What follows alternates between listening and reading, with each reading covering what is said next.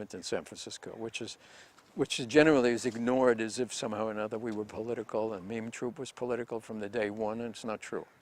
I mean, I did work with Tape Music Center. This is Ramon Sender, Pauline Oliveris, and Morton Sabatnik. They were tape music people. Those guys who would use Moog synthesizers and go, and I felt at home. I could do that, like that, no problem. So what was the audience like in the parks? What was the difference? Well, younger people, and the question was, actually people who said, came, and we did some Commedia dell'arte shows. I didn't, in the parks, I said the only way you're going to do something in the parks, you have to do it non-naturalistically, and you find a form that's an outdoor form. An outdoor form is Commedia dell'arte, a mask on your face. Actually, I have a little picture here of when, after an arrest, I don't know if you can get this, but you see he's got a mask and she's doing something there. What else? There's another picture of me somewhere. So can you say after the kind of dissolve of the little actors group you were with, and then so you found these people together, and then you decided collectively that you would take to the parks to start acting? No collectives at the time. I was in charge. Okay. If they didn't want to go into parks, they could go home. If they wanted to do if they wanted to do what I was doing, then they'd stay and we worked together. And I was doing interesting stuff, so people wanted to work with me.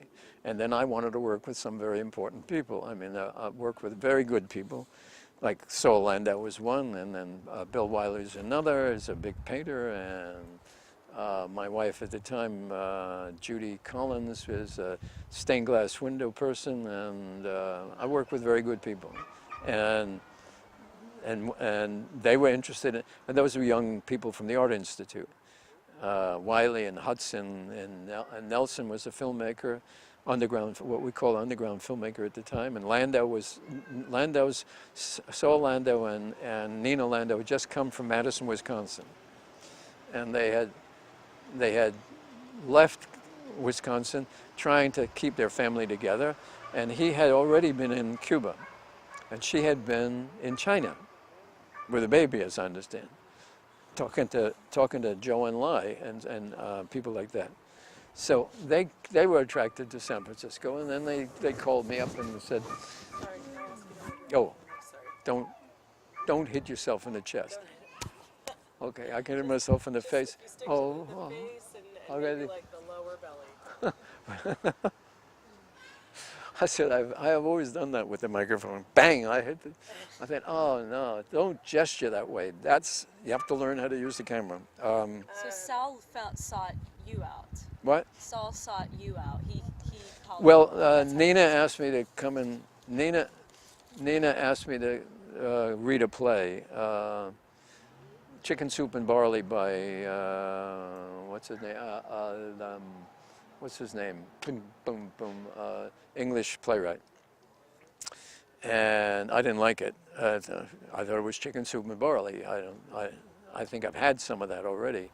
But anyway, I became friendly with them, and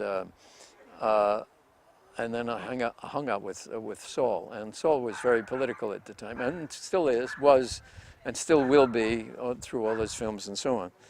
And kill that dog, would you please? That's what I was thinking. The dog is in the park, and the park is in here, and it's a free place for dogs, especially little dogs. Shoot that dog. We're on the same page with that. It's fine. Actually, the reason that we have a little mic on you is so that it'll only pick up your voice. Oh, okay. And the rest is Amy. Okay. Well, the dog's bothering me. That's all. It's right in my head. In my ear, stabbing. Okay. Little dogs. Okay. Anyway, Landau then was trying to find. I think he was trying to find a way in, and he started to work with me in the theater, and so did Nina. And he wrote a couple of songs for us, for Ubu Roi. I did a Ubu King, a very avant-garde piece out of French theater. It opened the indoor theater in this spot, as a matter of fact, this building. Where it was a little theater, about 50 seats, and Bill Wiley, William T. Wiley did the sets and costumes. And as a matter of fact, I have a little picture here of Mayor Ubu. This is perfect. This is Studies on the Left End. You got this? You want to go this?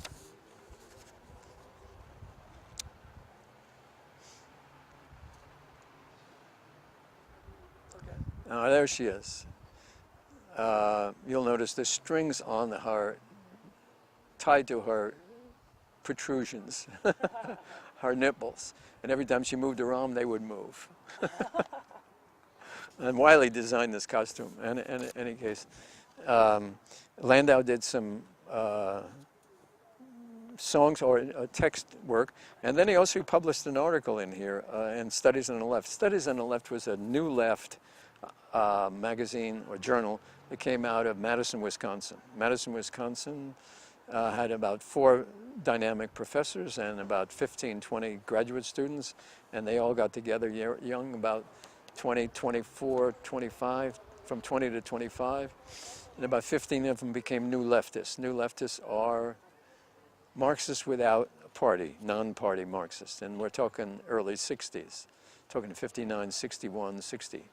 And Landau went to Cuba and spent 4 months there and met C. Wright Mills, another not a philosopher, sociologist, and we became a researcher for C. Wright Mills. And in fact, Landau, when he came to San Francisco, he used to carry a watch around, a big silver watch around his hand, and it was wave around like this. And I said, what is that watch? And he said, C. Wright Mills gave it to him. So he wore it like a bracelet. Whenever he talked to you, he'd wave it in the air. It didn't fit his little wrist, but anyway, C. Wright Mills, he was helpful to C. Wright Mills. And he had worked with some very brilliant guys, William Appleton Williams in Wisconsin. And this, William Appleton Williams, or W.A. Williams, was important in terms of the New Left in the United States. That means non-party Marxists, Trotskyists, socialists, etc. Anyway, so then Saul did a scenario for a Commedia dell'arte play, which we did, which was not so great.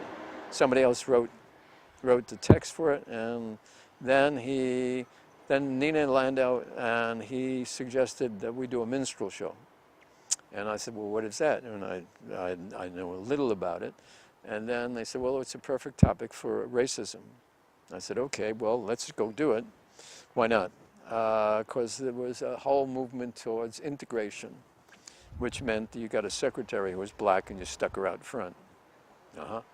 And then you do as much of that. And then, of course, you couldn't live next to black people because the real estate people wouldn't rent to you or whatever it was. So I said, okay, well, we'll do a minstrel show, but first we got to find out what the minstrel show was about. And I had done enough Commedia dell'arte and forms, different forms, meme forms, neo-realistic forms in the Actors Workshop, and then other forms. So I was interested in the form, and the form was perfect because it was a form was very popular in the United States from 1820 to 1890. And it was blacks in blackface and whites in blackface, also white companies in blackface. And we have to tell you what blackface looks like.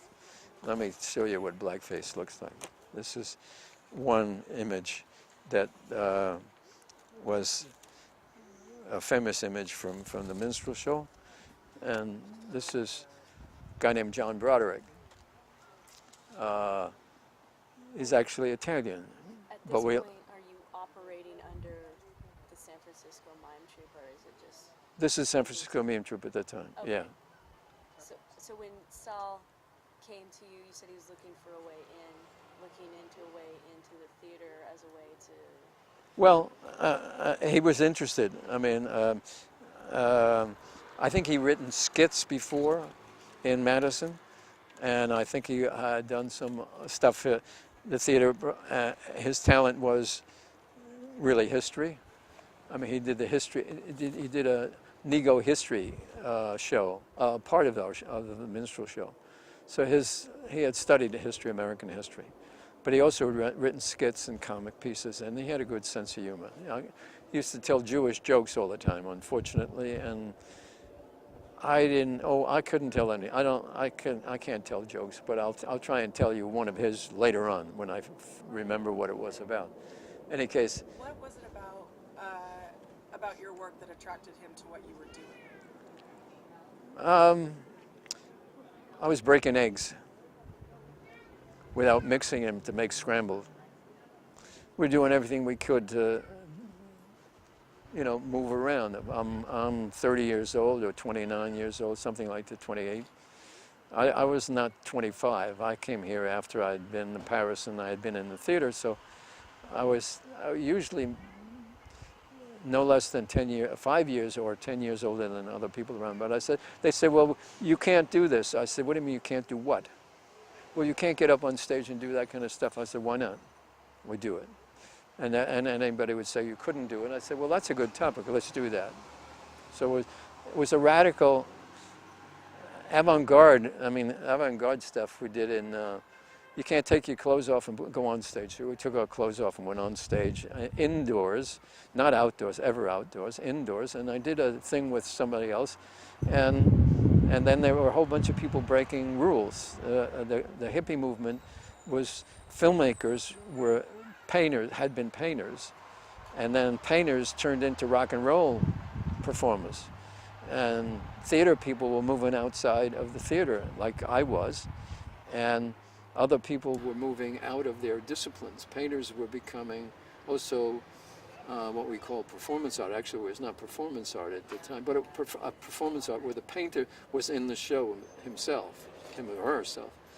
And then women were moving out of their roles, and civil rights movement was. So we're talking about